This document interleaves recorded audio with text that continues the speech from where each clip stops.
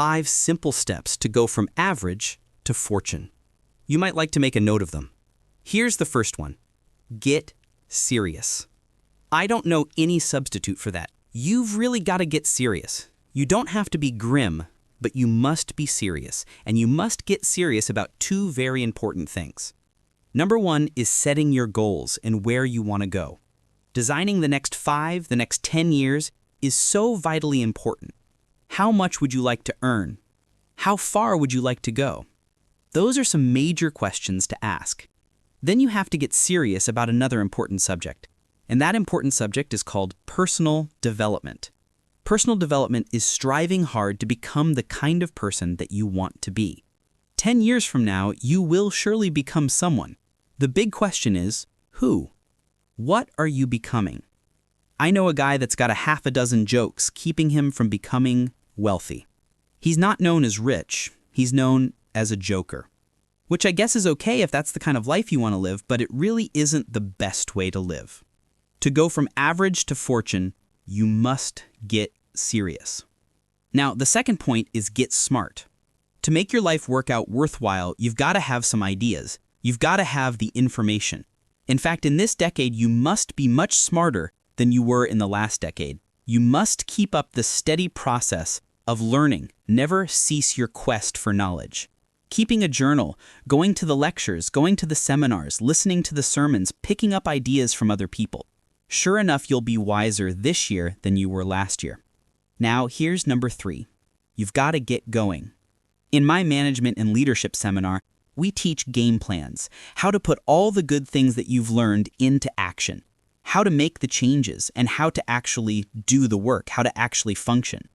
Get going. That's the key. Some people are ever learning, but they don't put it into action. It's like the man who keeps bringing materials to the building site and never builds anything. You've got to do something with what you've learned. You've got to take action. You've got to get going. Now here's number 4. You must get excited. And not just the false enthusiasm of just pure positive thinking. You've got to get excited over some very basic things. One is get excited over your ability to make yourself do the necessary things. Because discipline is major step 1 toward personal progress. And anytime a person wishes to, they can make major changes in their life, personally and socially and financially. The act of murder is a clear indication that a person in one drastic act can forever change the course of their life. It just happens to be in the negative direction.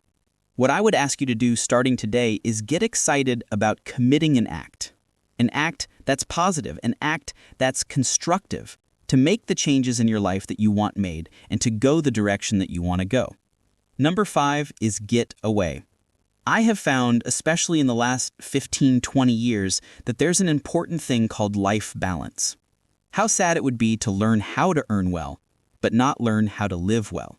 You must balance your life. Learn to get away and reflect. Learn to get away and learn how to live as well as how to earn. Especially in my staff, I teach us something called lifestyle. Lifestyle is how you learn to live your life.